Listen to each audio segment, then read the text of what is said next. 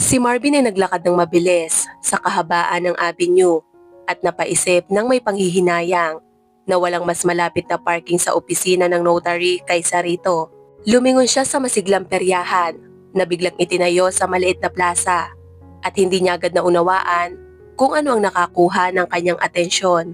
Nang makalapit siya, napansin niya ang isang batang babae, mga 12 taong gulang, na nagbebenta ng mga palamuti at kwintas. Hindi ito nakapagtataka. Maraming bata ang nagtatrabaho ngayon ng part-time. May mga naghuhugas ng mga kotse at namimigay ng mga flyers. Ngunit may kung anong tumusok sa kalooban ni Marvin. Hindi niya namalayan kung paano siya napalapit sa batang babae at kinuha ang isa sa mga pulseras na may disenyong rosas. Sa sandaling yon, parang sumikip ang lalamunan ni Marvin at ang mga alaala na pilit niyang itinataboy sa loob ng isang taon ay biglang bumagsak sa kanya ng may nakakatakot na lakas. Ang kanyang 6 na taong gulang na anak na si Faith ay minsan ding sinubukang maghabi ng ganitong mga pulseras. Ngunit wala na siya ngayon. Halos 1 taon na ang nakalipas. Nasawi si Faith nang masagasaan siya ng isang sasakyan. Sinisi ni Marvin ang sarili niya sa pagkamatay ng kanyang anak dahil kung hindi sana siya nabulabog noon kahit 1 minuto lamang dahil sa tawag sa telepono, buhay pa sana ang anak niya. Isang saglit lang ang kinailangan para tumakbo ang bata mula sa loob ng bakuran papunta sa kalsada para habulin ang bola at doon siya nasagasaan ng sasakyan. Noong araw na yon, pakiramdam ni Marvin at ng kanyang asawang si Nicole ay tila natapos na ang kanilang mga buhay sapagkat walang mas matinding pighati kaysa sa pagkawala ng sariling anak. Ngunit ang mas masaklap ay nasa hinaharap pa dahil kailangan nilang magpatuloy kumain, uminom at huminga kahit alam nilang tila wala ng kabuluhan ang lahat.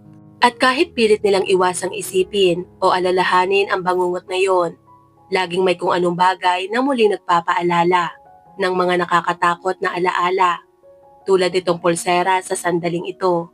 Upang maibaling ang isip, tinanong ni Marvin ang batang babae kung siya ba mismo ang gumagawa ng lahat ng mga pulseras na yon. Tumango ang bata at tumingala sa lalaki. Natigilan si Marvin. Nakatitig sa mga mata ng bata, isang lilim ng kulay kaki. Muling bumalik sa kanya ang alaala ng kanyang yumaong anak na si Faith. Parehong-pareho ang mga mata nila, tulad ng mga mata ni Marvin. At higit pa roon, may malabong pagkakahawig ang bata kay Faith, ngunit mas matanda ng kaunti.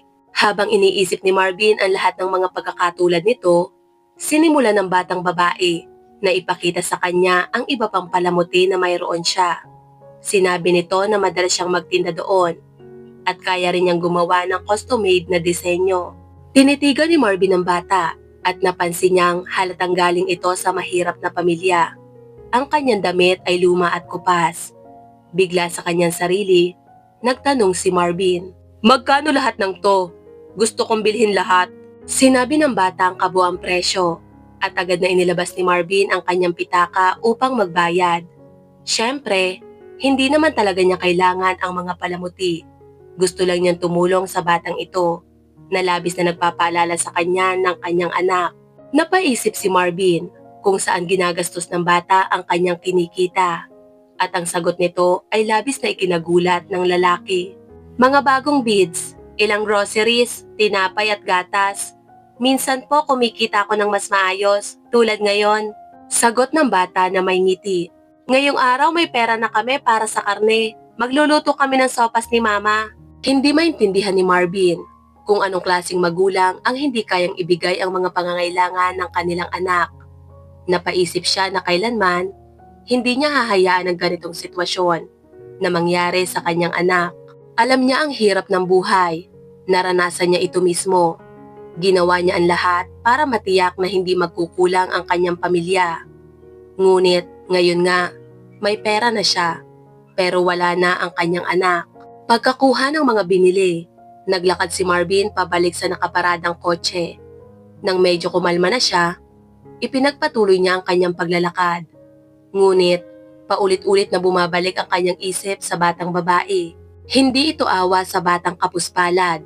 Isa itong kakaibang hindi maipaliwanag na pakiramdam na nagpapaisip sa kanya tungkol dito ng paulit-ulit. Marahil ay nakikita niya ang bata bilang si Faith, ang kanyang anak na kailanman ay hindi na muling magiging ganoon. Sa bahay ng gabing yon, hindi napigilan ni Marvin na ibahagi ang kanyang saloobin sa asawa. Nicole, hindi ko maintindihan kung anong nangyayari sa akin. Kanina, may nakilala akong bata sa kalye na sobrang kamukha ni Faith. Sigurado akong ganito ang magiging itsura ng anak natin sa loob ng ilang taon. Bungad ni Marvin at agad niyang napansin sa mukha ng kanyang asawa na nasaktan niya ito ng husto. Gusto mo bang tuluyang durugin ang puso ko? Halos pasigaw na tanong ni Nicole. Hindi, syempre hindi. Nagulat lang talaga ako at parang ang weird para sa akin. Mahinang sagot ni Marvin. Ikinuwento niya sa asawa ang lahat ng detalye ng pagkikita nila ng bata at ipinakita pa ang mga binili niya. Lalong humagulhol si Nicole at matagal siyang pinakalma ng kanyang asawa. Ngunit sa kabila nito, nakiusap si Marvin na samahan siya kinabukasan upang makita muli ang bata at marahil ay dalhan ito ng ilang regalo at pagkain.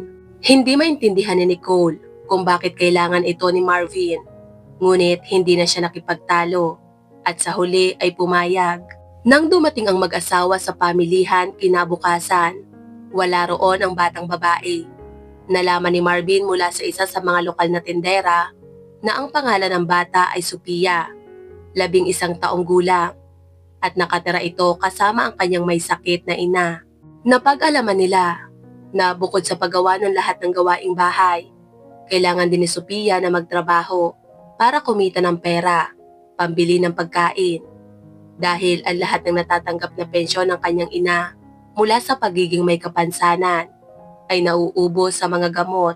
Dagdag pa rito, ikinuwento ng madaldal na tindera na si Sophia ay kailanman ay hindi nakita ang kanyang ama at ang kanyang ina na si Angela ay hindi kailanman nagpakasal. Sa dahilan na nais nilang magpasadya ng maraming order, nakuha ni na Marvin at Nicole mula sa mabait na tindera ang tirahan ni Sophia. Bilang pasasalamat sa impormasyon, bumili sila ng mga medyas mula rito bago sila tumuloy upang bisitahin ang bata. Sa daan, huminto muna sila sa supermarket at bumili ng mga groceries. Nang makarating sila sa bahay, si Sophia mismo ang nagbukas ng pinto. Ngumiti si Marvin, binati ang bata at ipinaalala na siya ang bumili ng lahat ng pulseras kahapon. Sinabi rin niya na kasama niya ngayon ang kanyang asawa upang maglagay ng bagong order dahil sobrang nagustuhan nila ang kanyang mga gawa. Ngumiti si Nicole at sinabing ipakita muna sa kanila ang iba pa nitong mga gawa. Nabigla ang batang babae, ngunit hindi niya maitago ang kanyang saya. Ipapakita ko po lahat. Andun po sa kwarto ko, pero ipapaalam ko po muna sa mama ko, nakahiga siya doon.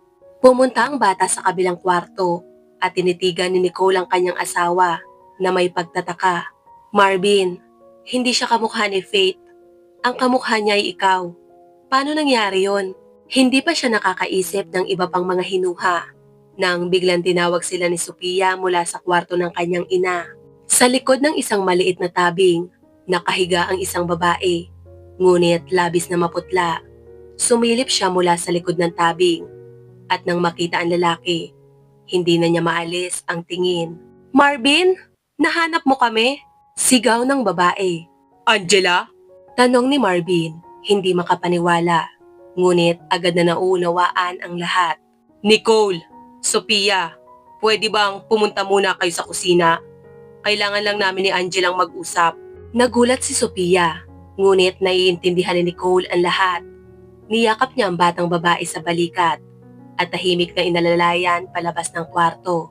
Si Marvin naman ay naupo sa isang silya sa tabi ng kama. At sa sandaling yon, bumalik sa kanyang isipan ang lahat ng mga pangyayari noong mga araw na naghiwalay sila ng babaeng ito. Si Marvin at Angela ay magkasamang nag-aral sa kolehiyo, nagmahalan at nagplano ng magpakasal. Si Angela ang pinakakaakit-akit na babae sa kanilang klase at marami ang nagtangkang ligawan siya. kabilang na ang matalik na kaibigan ni Marvin na si Steve. Ngunit sa lahat ng nagnais, si Marvin ang pinili ni Angela. Sa mga sandaling yon, kahit pa umatras si Steve, nagkimkim siya ng sama ng loob at sinubukang sirain ang imahe ni Angela sa paningin ni Marvin. Palagi niyang sinasabi kay Marvin na napakaaga pa para magpakasal at madalas niyang binabanggit ang di umano'y hindi kaaya-ayang pag-uugali ni Angela. Ngunit hindi kailanman pinansin ni Marvin ang masasakit na salita ng kaibigan. Nauunawaan niyang galit lamang si Steve dahil sa pagkatalo nito, kaya niya nasasabi ang mga yon. Abala si Marvin sa paghahanda para sa kasal. Nakabili na siya ng mga singsing at nakaplano ng magtakda ng araw ng kasal. Ngunit biglang nagbago ang lahat. Habang papunta si Marvin sa bahay ng kanyang minamahal, dala ang singsing at isang bouquet ng bulaklak. Napadaan muna siya sa bahay ng kaibigan niyang si Steve sa hiling nito. Nang buksan ng kaibigan ang pinto, nakahubad ito ng kalahati at gusot ang itsura. Nakita ni Marvin si Angela na natutulog sa kanyang sofa. Biglang nilapitan ni Marvin ang babae at marahas siyang inalog. "Ganto mo ko kamahal ha? Ayoko na sayo. Steve, sayo na siya. Hindi ko na siya kailangan." Sigaw ni Marvin, puno ng galit at hinanakit. "Marvin, ano bang nangyayari?" Tanong ni Angela na halatang gulong-gulo pa. Naisip ni Marvin na lasing din ang babae. Sa tindi ng kanyang pagkadismaya, napangiwi siya sa inis at agad na lumabas ng apartment.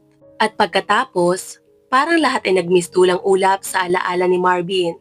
Una, nalasing siya sa isang kahinahinalang grupo at pagkatapos ay halos hindi na siya makauwi. Paulit-ulit na sinusubukang kausapin ni Angela si Marvin upang ipaliwanag ang lahat. Ngunit tumanggi siyang makinig. Sa huli, napagpasyahan ni Marvin na lumayo. Nagtrabaho siya, itinayo ang kanyang karera at mahirap para sa kanya ang makipagrelasyon ng matagal dahil sa kawalan ng tiwala hanggang sa makilala niya si Nicole. Ang dati niyang pagmamahal kay Angela ay tila isang malayong alaala na hindi totoo at unti-unting nalimutan. At ngayon, muli niya siyang nakaharap at sa napakakakaibang pangyayari. Wala nang galit o sama ng loob si Marvin laban kay Angela. Tanging isang kirot na lang ng awa. Subalit may bumabagabag sa kanya. "Angela, I'm sorry. Pero aksidente lang akong napunta dito. Si Sophia, anak ko siya, hindi ba? Hindi mo ba nakikita? Kamukhang-kamukha mo siya. Sinasabi ko na nga sa'yo noon pa na buntis ako. Pero naging ganito ang lahat. Hindi ko alam kung paano nagawa ni Steve ang lahat ng yon." Ngunit ayaw na muling marinig ni Marvin ang mga paliwanag dahil wala nang silbi ang mga ito ngayon. Subalit nagpumilit si Angela. "Sandali lang. Ayokong isipin mo na masama akong tao. Lalo na ngayon na malapit na akong mawala sa mundong ito. Pero hindi yun ang ibig kong sabihin. Hindi kita niloko, Marvin. Tumawag sa akin si Steve. Sinabi niya na pupunta ka raw sa bahay niya. Pinainom niya ako ng juice na may halong pampatulog. Nang dumating ka, kakagising ko pa lang. Masama ang pakiramdam ko noon. Sinubukan kong ipaliwanag sa iyo ang lahat, pero hindi mo ako binigyan ng pagkakataon. Dahil doon, nagtampo na rin ako at nagdesisyon na mamuhay na lang mag-isa kasama ang anak natin. Nagawa ko naman, kung hindi lang dahil sa sakit ko." Tinitigan ni Marvin ang kanyang dating kasintahan at hindi makapaniwala sa kawalang katarungan at kalupitan ng buhay sa kanila. Tinanong niya si Angela kung paano niya ito matutulungan. Ngunit napagtanto niyang walang lunas sa sakit nito. Wala nang magagawa upang mailigtas siya. Sinabi rin ni Marvin ang kanyang sariling hinagpis, ang tungkol sa anak niyang nawala kamakailan lang. Taos-pusong nakiramay si Angela dahil alam niyang ang pagkawala ng isang anak ang pinakamasakit na bagay sa mundo. Gayunpaman, ang tanging iniisip ngayon ni Angela ay ang kapakanan ni Sophia. Ano ang mangyayari sa kanyang anak kapag nawala na siya? Dahil kung wala nang mag-aaruga sa bata, mapupunta si Sophia sa lansangan. o sa isang ampunan. Marvin, nakikiusap ako sa'yo. Kapag nawala na ako, huwag mong pabayaan si Sophia. Dalhin mo siya sa inyo. Hindi ka niya bibigyan ng kahit anong problema. Matalino siya at marunong na sa lahat ng bagay. Hayaan mo akong mamatay ng payapa. Alam kong nasa mabuting kamay ang anak ko. Ano bang sinasabi mo? Siyempre, sa amin titira si Sophia. At ang asawa mo, papayag ba siya? Sa tingin ko, mabait siya. Tawagin mo siya. Gusto ko siyang makausap. Tumayo si Marvin. Hinalikan si Angela sa malamig nitong pisngi at tahimik na lumabas ng kwarto. Tinawag niya si Nicole at pinakiusapang pumasok upang makausap si Angela. Habang nasa labas, umupo si Marvin sa isang bangkito at pinagmasdan ang kanyang anak. Sophia, alam mo bang nagkataong ako ang iyong ama? Talaga po? Sinabi sa akin ni Mama na darating ka balang araw at magkakasama tayong lahat. Paano na yun ngayon? Paano ang asawa nyo? Ang bait-bait niya. Medyo komplikado anak, pero ipinapangako ko magkakasama tayong lahat. Alam ni Marvin na nauunawaan ng bata ang nalalapit na pagkawala ng kanyang ina. Ngunit ang ningning ng pag-asa sa mga mata nito ay nagpipigil sa kanya na magsabi ng masakit na katotohanan. Hindi nagtagal, lumabas si Nicole mula sa kwarto. Sa kanyang mukha, nakita ni Marvin na hindi naging madali ang naging pag-uusap para sa kanyang asawa. At pagkatapos, mainit na nagpaalam sina Marvin at Nicole kay Sophia at nangakong babalik muli. Sa loob ng sasakyan, hindi na napigilan ni Nicole ang kanyang nararamdaman at napahagulhol siya. Umiiyak siya sa habag at sakit para sa maliit na batang ito na ang ina ay nasa bingit na ng kamatayan at walang magawa ang sinuman. Naawa rin siya kay Angela na labis na pinahihirapan ang kanyang sakit kaya't pinapangarap na lamang ang kamatayan at ang tanging nagbibigay sa kanya ng lakas para mabuhay ay ang pag-aalala sa kanyang anak. Habang humihikbi, nangako siya na gagawin niya ang lahat para sa batang ito, mga bagay na hindi niya nagawa para sa kanyang yumaong anak. Pinagalitan niya si Marvin dahil sa maraming taon itong pagkabuhay nang hindi nalalaman ng anuman tungkol sa kanyang anak. Sinubukan ni Marvin na pakalmahin ang asawa, ngunit siya mismo ay nalulunod sa mga alaala. Matapos ipanganak si Faith, sinabi ng mga doktor kay Nicole na hindi na siya magkakaroon ng iba pang anak. At pagkatapos ng trahedya, nang banggitin ni Marvin ang posibilidad ng pag-aampon, mariing tumanggi si Nicole. Naniniwala siya na walang sino man ang makakapalit kay Faith at magiging mahirap para sa kanya na mahalin ang anak ng iba.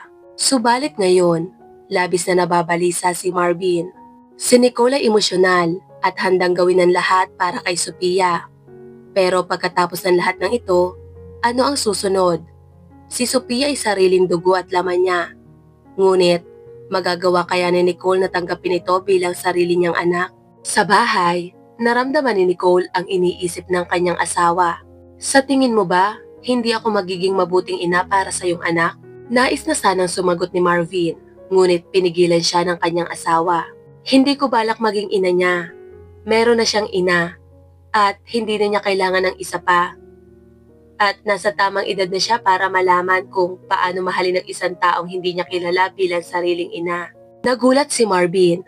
Sumagi sa kanyang isip ang nakakatakot na posibilidad na ayaw ng kanyang asawa na kupkupin nila si Sophia at hindi niya alam kung ano ang dapat niyang gawin ngayon. Hindi siya handang makipag-away kay Nicole, ngunit hindi rin niya kayang talikuran ang kanyang anak. Halos bumagsak siya sa kawalan ng pag-asa, ngunit ipinaliwanag ni Nicole ang lahat. Sinabi ni Nicole na maraming iba't ibang anyo ng relasyon at handa siya para rito. Kung hindi siya matanggap ni Sophia bilang ina, maaari naman siyang maging kaibigan nito na hindi rin naman masama. Buo ang loob ni Nicole na gawin nila ang lahat para kay Angela at Sophia. Tulungan sila hanggang sa dumating ang araw na mamaalam si Angela at pagkatapos ay kupkupin si Sophia. Handa siya sa posibilidad na maaaring abuti ng mahabang panahon bago sila matanggap ni Sophia bilang pamilya. At maaaring hindi pa nga ito mangyari kailanman. Sumang-ayon si Marvin sa maraming bagay na sinabi ng kanyang asawa at muli niyang napatunayan sa sarili na hindi siya nagkamali sa pagpili kay Nicole bilang kanyang katuwang sa buhay. Ano man ang mangyari, tatanggapin ni Marvin ang anumang magiging desisyon ni Sophia dahil sa totoo lang, siya ang may kasalanan sa nangyari. Siya ang nag-iwan dito habang buntis at nagawa lamang nilang mabuhay sa abot ng kanilang makakaya. Maaaring ang lahat ng ito rin ang nagdulot ng sakit ni Angela. Samantala, hindi rin naging madali ang pag-uusap ni na Sophia at ng kanyang ina ng gabing yon. Nakaupo ang bata sa gilid ng kama, hawak ang kamay ng kanyang ina at nagsimulang magtanong tungkol sa kanyang ama. Higit sa lahat, gusto niyang malaman kung paano sila mabubuhay ngayon na may asawa na ang kanyang ama. Tumingin si Angela ng seryoso kay Sophia. Anak, natutuwa akong natagpuan na ang iyong ama. Pero hindi ko na siya kailangan. Ngayon, pwede na akong mamatay ng payapa. Alam ko na hindi ka mapupunta sa kung saan at mabubuhay ka sa isang maayos na pamilya. Kasama ang iyong sariling ama at ang kanyang asawa. Isa siyang mabuti at mabait na tao. Siya ba ang magiging mama ko? Pero ikaw lang ang gusto ko. Anak, imposible yun. Pero tandaan mo, ang mga nanay ay hindi kailanman nawawala. Mananatili sila magpakailanman sa puso ng kanilang mga anak. Palagi akong mananatili sa puso mo. At kay Nicole, pwede kayong maging mabuting magkaibigan. Maiintindihan ka niya dahil siya mismo ay nawala ng anak. At alam niya kung ano ang pakiramdam ng mawala ng mahal sa buhay. Hindi niya hihingin sa iyo ang imposible. Pagkatapos, ikinuwento ni Angela sa kanyang humahagulhol na anak kung paano sila malupit na pinaghiwalay ng isang masamang tao ng kanyang ama at wala ni isa sa kanila ang may kasalanan sa nangyari. Kapalaran yun at nangyari na. Ngunit ngayon, sigurado siya na magiging masaya pa rin si Sophia. At kung gusto mong tawaging mama si Nicole, hindi ako magtatampo. Sa ganitong paraan, magiging mas malapit kayo sa isa't isa kung ituturing mo siyang yung mama. Ma, hindi ko kailanman mamahalin si Ma'am Nicole tulad ng pagmamahal ko sa'yo. Ikaw lang ang mama ko. Napagtanto ni Sophia na gabi na at malamang pagod na ang kanyang ina sa dami ng pinag-usapan nila. Dinalhan niya ito ng gamot at inihiga sa kama. Naupo siya sa tabi ng kanyang ina at inisip na paglaki niya, tiyak na magiging doktor siya. Gagamutin niya ang pinakamalulubhang sakit upang hindi na mawala ng mga ina ang mga bata ng napakaaga. Kaya't sa dalawang bahay, halos pareho ang naging usapan. Mga pag-uusap na nagbigay linaw sa maraming bagay para sa lahat ng sangkot sa malungkot na kwentong ito. Kinabukasan, sinimula ni Marvin ang pag-aasikaso ng legal na proseso ng pagiging ama. Hindi ito naging mahirap dahil walang sino man ang tutol dito. At mula noon, dumaan ang mga araw na puno ng hirap para sa lahat. Madalas na dumalaw sina Marvin at Nicole kina Angela. Si Nicole ay nakikipag-usap kay Angela tungkol sa maraming bagay. Sinusubukang alamin ang lahat tungkol kay Sophia, kahit ang pinakamaliit na detalye. Nang makita ni Angela kung gaano kaseryoso at kahanda si Nicole sa magiging papel nito sa hinaharap, unti-unti siyang kumalma. Si Sophia naman ay dahan-dahan ding nasanay sa kanyang mga bagong pamilya. Madalas silang naglalakad kasama ang kanyang ama, nag-uusap, at sa tuwin ay naiisip ng dalaga na maaaring naghihintay sa kanya ang isang mabuting buhay. Ngunit wala na ang kanyang ina. Ang mga pag-iisip tungkol sa nalalapit na pagpanaw ng kanyang ina ay nagdudulot ng takot at puyat sa kanya. Makalipas ang 6 na buwan, nangyari na ang kinatatakutan nilang lahat. Nang mapansin ni Nicole na masyado nang malala ang kalagayan ni Angela, madalas na siyang nagpupuyat sa bahay nito. Hanggang sa isang araw, pagising ni Nicole, napagtanto niyang wala na si Angela. Tahimik na pumanaw ang babae sa kanyang kama at may payapang ngiti sa kanyang pagod na mukha.